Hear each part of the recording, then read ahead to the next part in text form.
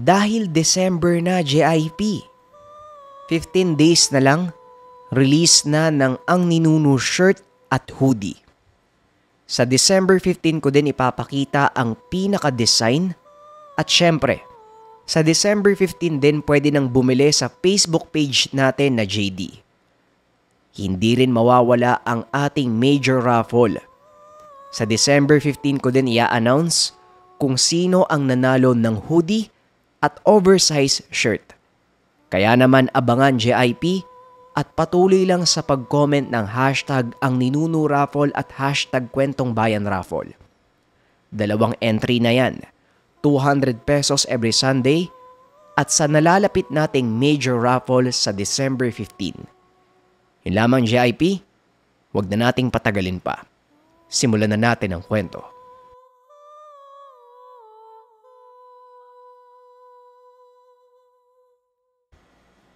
Ang kwentong ito ay hango sa totoong buhay.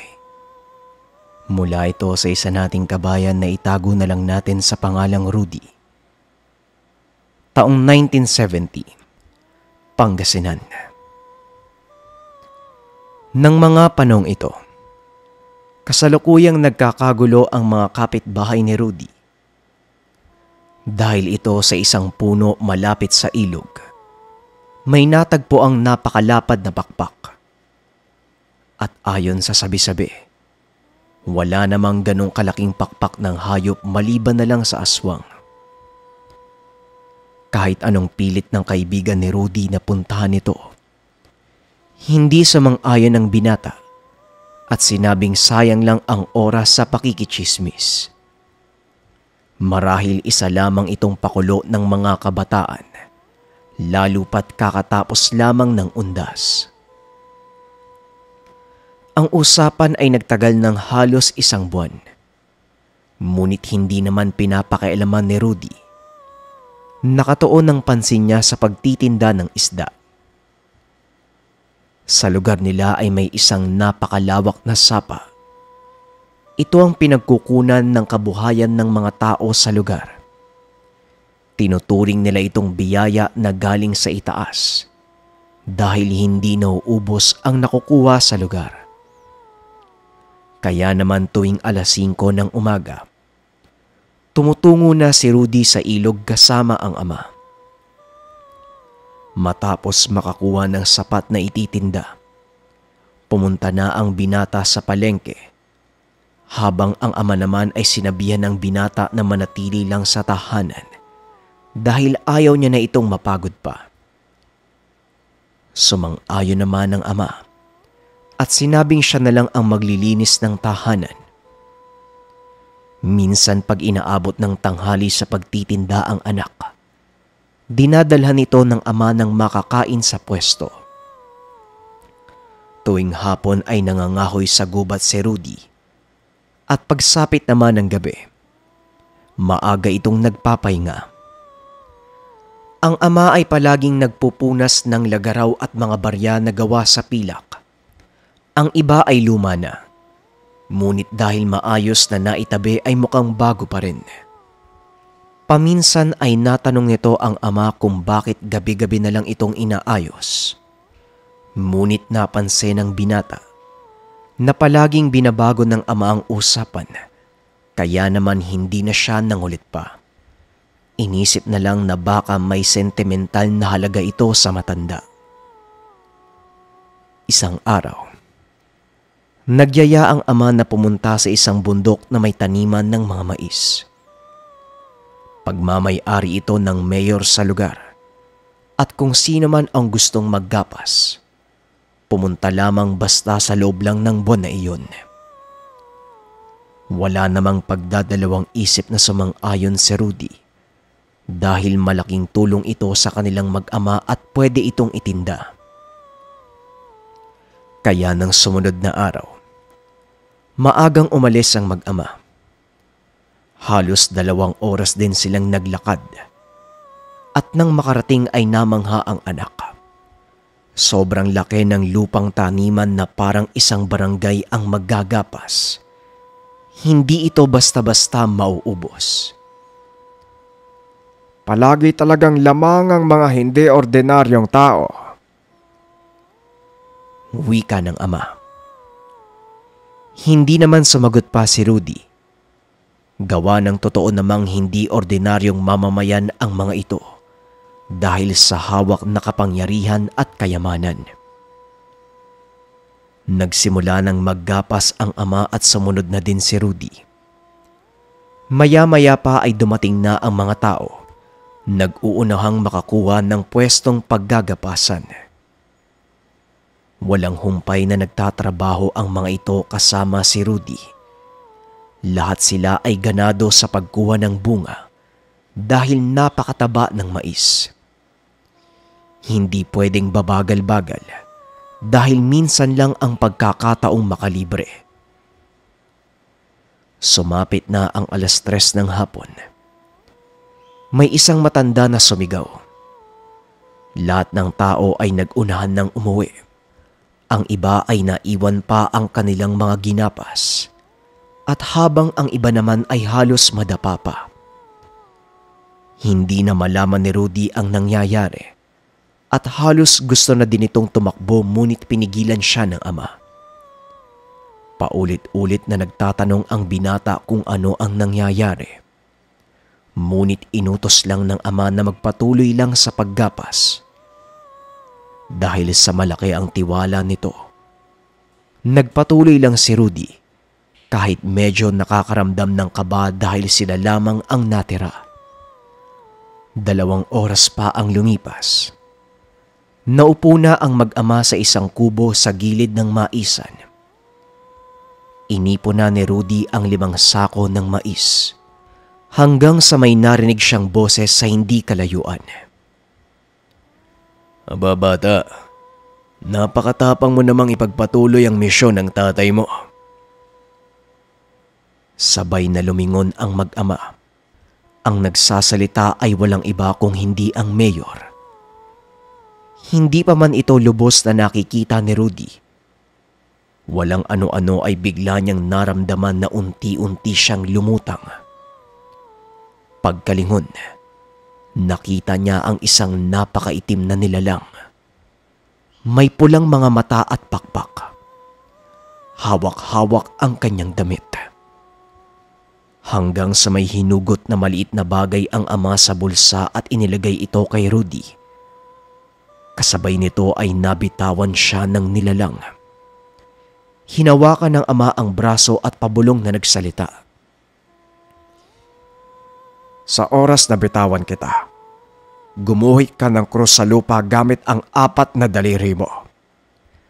Ang nasa gitnang lupa kung saan magsasalubong ang 2 linya, kunin mo. Hawakan mo ng maigpit, sabay takbo ng mabilis.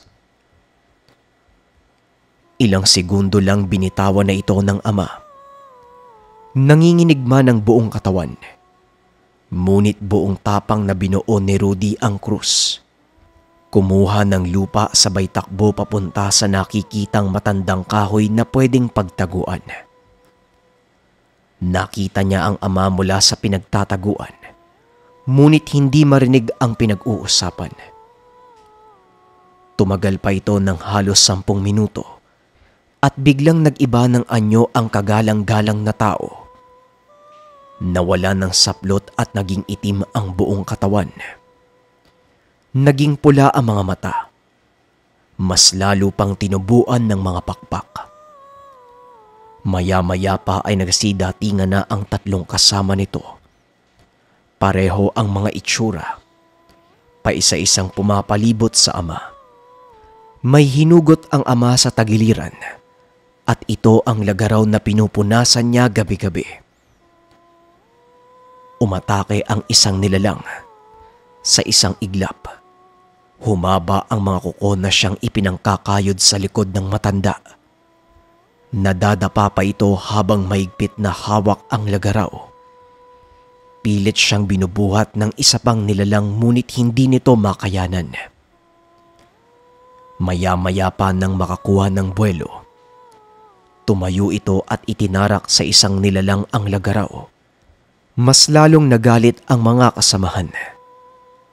Sa puntong iyon batid sa mukha ng ama ang galit. Pinagtataga nito ang mga pakpak ng nilalang at kaagad nagtakbuhan ang mga ito.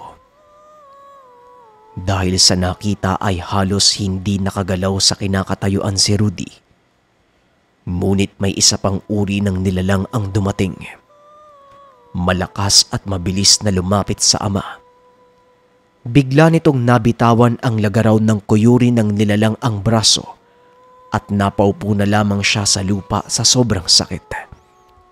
Bigla namang napalingon ang nilalang na parang may hinahanap sa pamamagitan ng pang-amoy. Sinamantala ito ng ama at kahit duguan ang braso, pilit nitong pinulot ang gamit. Nagtaka din kung bakit biglang naging abala ang nilalang sa paghahanap ng kung anong bagay. Maya-maya pa, bigla na lang itong umatungal. Muli siyang sumugod sa ama. Bago pa man makalapit ay nakahanda na ang ama sa muli nitong pag-atake. 1 metro na lamang ang pagitan. Itinutok ng ama ang lagaraw sa puso ng nilalang. Naibaon nito ang lagaraw at bumagsak sa lupa. Hinugot ng ama ang lagaraw. Bigla na lang itong gumalaw. Nanginig na parang may sariling buhay. Muntik nang mabitawan ng ama ngunit nasalo naman ng kabilang kamay. Matapos nun ay tumalikod na ito at nilapitan ang anak. Hindi na muna siya nagtanong sa ama. Inalalayan na lamang ito pauwi ng tahanan. Nagwika si Rudy na dalhin siya sa pinakamalapit na manggagamot sa lugar. Hindi naman tumanggi ang ama. Nang makarating sa tahanan ng albularyo ay kaagad silang pinapasok. At habang ginagamot ang ama ay napapangiti naman ang albularyo. Nagtaka si Rudy kung bakit ito ngumingiti. Samantalang halatang masakit ang sugat na natamo ng ama at ilang sandali pa ay nagsalita na ang manggagamot. Nakakatawa naman ang pinamalas mong katapangan, Iho. Walang nag-aakalang sa lahat ng magkakapatid. Ikaw nalalampalampa noon ang magpapatuloy sa misyon ng tatay mo. Wika ng albularyo. Napangiti naman ang ama dahil sa narinig. Hindi mawari ni Rudy ang pinag-uusapan ng dalawa. Ngunit pinili nitong manahimik bilang respeto sa matatanda. Halos kalahating oras din. Dito na tuluyang natapos ang albularyo sa panggagamot. Nagpasalamat ang mag-ama at umalis na. Habang naglalakad ay hindi napigilan ni Rudy ang magtanong sa ama. Sumaktong pagkarating sa bakuran. Naupo ang dalawa at dito na nagsimulang magkwento ang tatay. Bata pa lamang ako, anak. Alam ko na isang manunugis ng aswang ang lolo mo dito sa baryo. Nasaksihan ko kung paanong yumuko ang mga nilalang noon. Totoong lampa talaga ako nung kabataan ko pero tahimik kong inaral ang pamumuhay ng lolo mo. Akala ko nga, lihim lang ang lahat pero nagulat ako. Bago siya bawian ng buhay, ipinamana niya sa akin ang lagaraw at ayon sa kanya, kahit itago ko pa ang lahat nararamdaman niya. Buong loob kong tinanggap ang pamana pero napakahirap, anak. Mabigat na responsibilidad ang panatiliing walang nilalang na naninirahan sa lugar natin. Tignan mo, matanda na ako pero ngayon palang nabuhay ang lagaraw. Wika ng ama. Nagtanong si Rudy kung ano ang ibig sabihin nito. Nabubuhay lamang daw ang lagaraw kapag nakapatay ng nilalang na nagtatangkang manirahan sa lugar. At iyon ang nasaksiyang labanan ni Rudy. At dagdag pa nito, ang naging usap-usapan sa baryo patungkol sa pakpak na natagpuan. Ito ang isa sa mga kasamahan ng mayor sa lugar. Pero lingid sa kaalaman ng mga tao na ang namumuno sa lugar ay hindi ordinaryong tao. Ang lolo ng mayor ay dating aswang, kaya naman hindi malayong naipasa ito sa kanya. Ang huling nakalaban ng ama, ang pinuno ng mga nilalang na nagpupumilit na manirahan sa lugar. Dahil sa nalaman ay namulat ang kaalaman ni Rudy sa mga kakaibang bagay patungkol sa aswang. Labis ding namangha dahil matagal na panahon na ang nakalipas. Hindi pa din ito sinukuan na buhayin ang lagaraw. Samantala, naging usap-usapan naman sa lugar ang biglang pagkawala ng mayor. At ayon sa pamilya, tumungo ito sa Maynila para magpagamot. Ngunit hindi naniwala ang mag-ama dahil alam nilang nawala ito para humanap ng bagong magiging pugad. Dumaan ang mga araw. Humilom na ang sugat ng ama.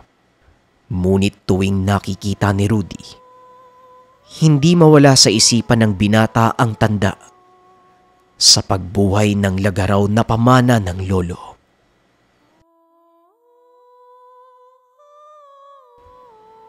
Ang susunod na kwento, mula sa ating kabayan na itago na lang natin sa pangalang Logro. Nangyari ito sa Panay. Si Logro ang panganay na anak ni Don Pico. Kilala ang pamilya sa lugar dahil mayaman. Karamihan sa mga sakahan ay pag-aari nila, kaya halos kalahati ng populasyon sa lugar nagtatrabaho sa pamilya bilang magsasaka. Ang pamilya ni Logro ay binubuo ng mga magulang. Siya ang panganay at babaeng bunsong kapatid. Dahil sa panganay sa tahanan, tutok sa kanya ang ama sa pagtuturo sa pamamalakad ng sakahan. Inamin ni Logro na mahirap ito, lalo pat doon nakasalalay ang yaman ng pamilya. Ngunit kinaya naman dahil sa nasisiyan siyang makatulong sa mga kabaryo. Isang magalang na bata si Logro at sa katunayan, dahil sa pag-uugali ay nakakasundo nito ang iba pang magsasaka. Wala namang problema ang ama. Ngunit mahigpit lang na ipinagbilin na kapag oras ng trabaho ay dapat trabaho lang. Maigi naman itong sinunod ng anak.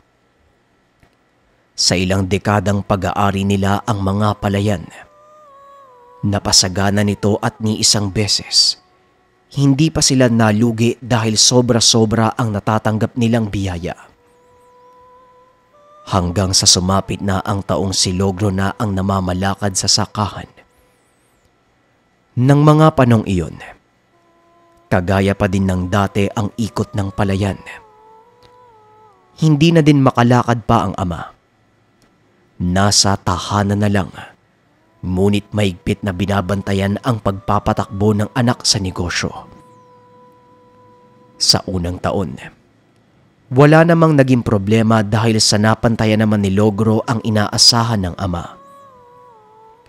Ngunit isang araw, habang abala sa pagmamanman ang binata sa mga tauhang nagtatanim, may isang matandang lalaki ang lumapit sa kanya. Napakaganda naman ng palayan mo, iho. Sana imbitahan mo ko pagsapit ng 100 araw para maging masagana pa ang iyong mga ani. Wika ng isang matandang lalaki. Dahil dito napalingon si Logro sa matanda. Dahil sa hindi naman ito maintindihan ang sinasabi, nginitian lamang siya at bumalik ang atensyon sa pagmamasid sa mga nagtatrabaho. Umalis naman ang matanda. Maya-maya pa, tinawag na nito ang mga manggagawa upang yayaing mananghalian at sabay-sabay ng kumain ng lahat. Matapos nun ay bumalik naman kaagad sa pagtatrabaho. Buong maghapon, nagmanman lang ang binata para masigurado na pulido at lahat ng lupa ay nataniman. Nagpatuloy lang ang ordinaryong pamumuhay ni Logro. At bukod sa pag-aantay sa araw ng anihan, naging abala din ito sa pag-aaral. Sa panahong iyon ay ipinasok siya ng ama sa isang prehisteryosong eskwelahan para mapag-aralang maigi ang pagpapalago ng negosyo. At ayon sa ama, wala naman siyang ibang hinangad kung hindi mapabuti ang kinabukasan ng magkapatid. Lalo pa walang nakakaalam kung kailan sila mawawalang mag-asawa. Dahil dito, naghahalo ang pagod at bagabag na nararamdaman ni Logro sa araw-araw. Kinakailangan niyang maging mahusay sa lahat dahil ang ama ay magaling sa larangan ng pagnenegosyo. Kaya paminsan, kapag bumibisita sa palayan, madalas niyang masigawan ang mga nagbabantay dahil hindi niya na makontrol ang emosyon. Medyo nalalayo na din ang loob ng mga dating kaibigang magsasaka dahil sa biglaang pagbabago ng ugali ng binata. Hanggang sa sumapit na ang araw, ilang linggo na lang sasapit na ang anihan. May isang magsasaka na pumunta sa tahanan ng pamilya. Don Pico! Don Pico! Nalimas po lahat ng naitanim natin. Hindi ko po mahanap si Logro kaya dumiretso na po ko dito sa tahanan niya. Wika ng lalaki. Dahil sa narinig ay sumigaw ng napakalakas ang ama sa tahanan. Kaya napalabas ng kwarto ang nag-aaral na si Logro. Sa galit at mataas na boses, inilahad nito sa anak ang problema. Kaya naman tumakbo si Logro ng palayan kasama ang tauhan. Nang makarating, halos nawalan siya ng buto sa sobrang panghihina. Limas na ang buong palayan at ni isang dahon ay walang natirang nakatayo sa lugar. Bigla itong sumigaw sa mga tauhan kung bakit hindi nagawa ang trabaho na bantayan ng maigi ang palayan. Nagsiyukuan lamang ang mga tao dahil nakita nilang galit ang amo. Maya-maya pa, may isang binatilong magsasaka ang dumating at maraming sariwang kalmot sa buong katawan. Habang ang mukha niya ay magang-maga, hindi na maibuka ang isang mata dahil sa kalmot. Lahat ng kasamahan ay nagulat sa sinapit ng lalaki. Pasensya na po kayo, Ginoong Logro. Hindi ko po naipagtanggol yung palayan sa mga nilalang na pumunta kagabi eh. Bago pa man po nila limasin yung buong palayan, pinagkakalmot po ko ng 2 kasama nila. Natumba na lang po ako dahil hindi ako nagdala ng pangontra kagabi. Pero malinaw po yung nakita ko kung paano nila nilimas yung buong palayan eh. Wika ng binatilyo. Dahil sa narinig ay mas lalong naguluhan si Logro. Ngunit bagyang nabawi ang galit dahil sa sinapit ng kawawang binatilyo. Pinaupo naman ito ng mga kasamahan dahil grabe ang sakit na nararamdaman nito. Ilang sandali lang ay lumapit na din si Logro at nagsilapitan na ang iba pang mga magsasaka. Nagkaroon ng pag-uusap ang grupo. Napagpa siyang mag-imbita ng isang albularyo dahil ito lamang ang makakasagot sa lahat ng kuro-kuro. Hindi pa sana sasang-ayon si Logro dahil tao ang gusto ng aswang at hindi palay. Ngunit nang mapatingin siya sa sinapit ng binatilyo, napilitan na lamang siyang pumayag. Nagboluntaryo ang isang tauhan na siya na lamang ang tatawag sa albularyo. Tumango naman si Logro. Makalipas ng ilang oras ay bumalik na ito kasama ang manggagamot. Nagmasid muna ang albularyo at tumabi kay Logro. Nag-imbita ka ba ng MOA nitong mga nakaraang linggo bago ang pag-aani? Tanong ng albularyo. Napakunot naman ang noo ni Logro dahil sa hindi nito alam ang sinasabi ng matanda. dahil nakita nito na naguguluhan si Logro. Nagpatuloy siya sa pagpapaliwanag. 3 buwan pa lang ang nakakalipas. Naibalita sa akin ng kapwa ko manggagamot sa kabilang baryo na napaalis na nila sa lugar ang mga MOA. Kaya naman alam ko na dito sa atin lilipat ang mga yon dahil tayo lang naman ang karatig baryo. Kung tatanungin mo ko sa nilalang na MOA, ang mga nilalang na ito ay naninirahan sa mga puno ng kawayan. Sila ang dahilan ng biglaang pagkawala ng mga bunga ng pananim, lalo na sa mga palayan. Madalas, nakakapagbintang pa ang may-ari sa ibang tao, pero lingid sa kaalaman nila, grupo ng kakaibang nilalang ang gumawa nito. Ang tanging paraan lamang para hindi ito manggambala ay imbitahan sila sa araw ng pagkuyang. Dahil sa mga narinig ay nagtanong si Logro kung paano ito isasagawa. Ayon sa albularyo, sabihan lamang siya sa susunod na pagtatanim dahil tutulong siya sa pag-iimbita sa mga nilalang. Pagdating sa tahanan ay ibinalita sa ama ang lahat ng nalaman sa albularyo. Nabigla ito, ngunit dahil bukas ang isipan patungkol sa mga nilalang ay naniwala naman ng ama. Nag-antay ang pamilya ng ilang buwan. Hanggang sa sumapit ang buwan ng Hunyo, muli nang nag-umpisa ang pagtatanim. Sa pagkakataong ito ay palaging nasa isip ni Logro ang bilin ng albularyo. Hanggang sa sumapit ang 3 linggo bago ang anihan, pumunta na siya sa albularyo at sa mismong araw na yun, nagsagawa ito ng ritual sa tapat ng puno ng mga kawayan. Kasama nitong nakaluhod si Logro at halos 3 oras din ang itinagal ng matiwasay na pagdarasal. Wala naman siyang naramdamang kakaiba. Nang sumunod na araw, pinatipon ng albularyo ang lahat ng magsasaka kabilang si Logro. Nag-utos ito na kinakailangan ng isang lamesa, pulang tela at isang malaking bilaon na puno ng bigas. Inayos nila ang lahat sa lamesa. Nakabalot ng pulang tela habang nasa ibabaw naman ang bilaong may bigas at nakapalibot ang 3 kandila.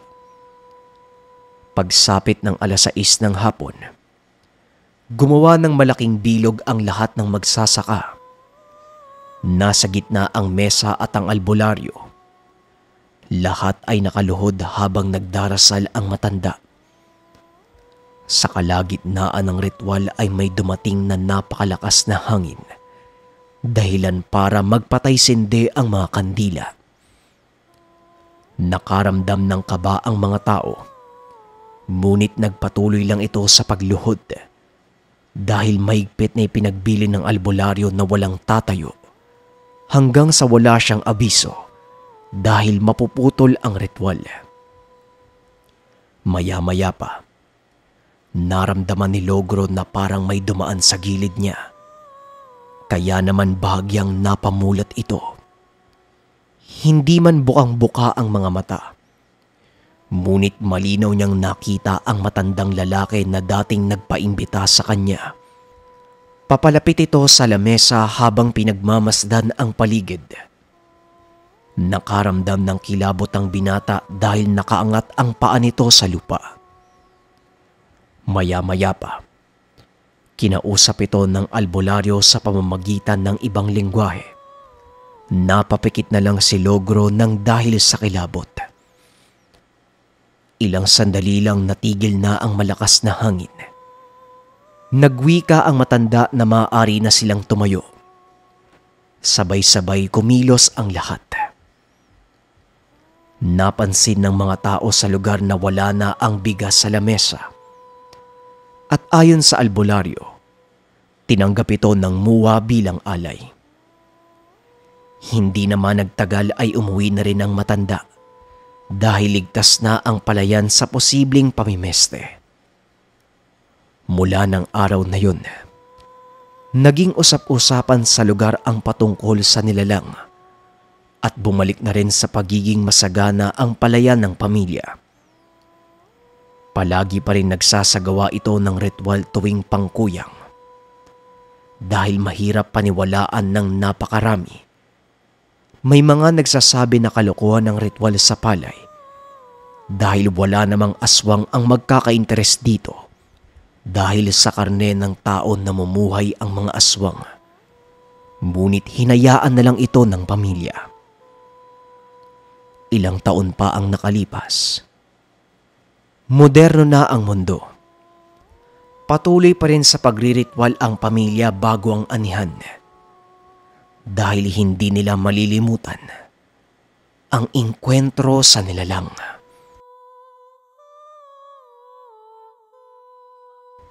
Maraming salamat sa pakikinig ng ating kwento, JIP. Abangan pa natin ang mga susunod na kwento sa channel. At muli huwag nating kalimutan na mag-comment ng hashtag ang Ninuno Raffle at hashtag Kwentong Bayan Raffle para makasali sa lahat ng ating prizes, lalong-lalo na sa paparating na December. Yun lamang, JIP. Maraming salamat. Paalam.